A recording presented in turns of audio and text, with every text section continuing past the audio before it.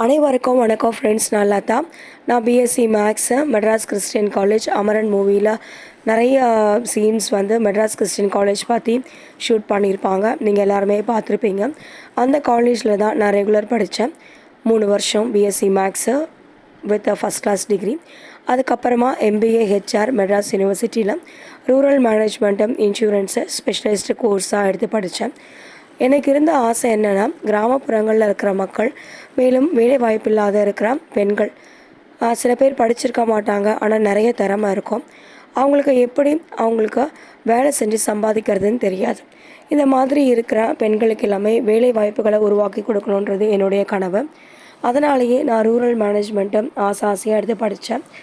அதுக்கப்புறமா typewriting English with senior junior ரெண்டுமே படித்தேன். டிஸ்டிங்ஷன் ஒன்று, இன்னொன்று வந்து ஃபஸ்ட் கிளாஸில் பாஸ் பண்ணேன். ஸோ இவ்வளோ ஒரு குவாலிஃபிகேஷன் வச்சுட்டு எல்லாருமே என்ன நினைப்போம், நம்ம கை நிறைய சம்பாதிக்க போகிறோம். இது இல்லாமல் நான் என்ன நினச்சேன்னா, அப்ராடில் போய் நான் சம்பாதிப்பேன் அப்படின்னு நான் நினச்சேன். ஹையர் டிகிரிஸ் வந்து மாஸ்டர் டிகிரிஸு, இது இல்லாமல் எம்ஃபில் பிஹெச்டி இந்த மாதிரி டாக்டரேட்ஸ் எல்லாமே நான் அப்ராடில் பண்ணணுன்ற நிறைய கனவுகள் இருந்துச்சு.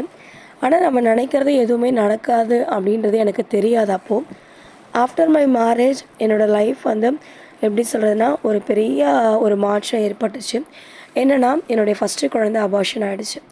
அபார்ஷன் ஆன உடனே 2வது குழந்தை டாக்டர்ஸ் எல்லாமே சொன்னாங்க, அதாவது நீர் கட்டி இருக்குது, டியூப்பில் அடைப்பு இருக்குது அப்படின்லாம் சொல்லியிருந்தாங்க. குழந்தை பிறக்கிறதே கஷ்டம்னாங்க.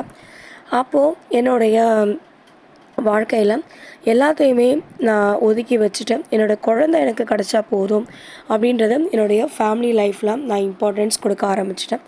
அதுக்கப்புறமா எல்லா தெய்வத்தோட ஆசீர்வாதங்களும் சேர்ந்து, நான் பண்ண புண்ணியம்லாம் சேர்ந்து எனக்கு குழந்தை பிறந்தாங்க. குழந்தைய பிறந்த உடனே எனக்கு குழந்தைய பார்த்த உடனே நம்மளுக்கு குழந்தையோட வேறு என்ன நம்மளுக்கு பெருசாக முக்கியம் அப்படின்ற மாதிரி மனசில் தோணிடுச்சு.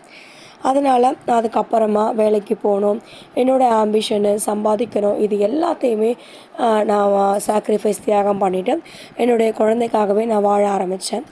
அப்புறம் ஒரு சர்டன் ஸ்டேஜ் வந்த பிறகு நம்மளுக்குன்னு வாழ்க்கையில் என்ன நம்ம சாதித்தோம், நம்ம பிறந்த இந்த உலகத்தில் மக்களுக்கு நம்ம என்ன செஞ்சு கொடுத்தோம், நம்ம படிப்புனால் நம்ம கஷ்டப்பட்டு அப்பா வந்து கேஸ் சிலிண்டர் எல்பிஜி சிலிண்டர் இருக்கு இல்லையா, அந்த சிலிண்டரை வந்து தூக்கிட்டு மாடி மாடியாக ஏறுவார்.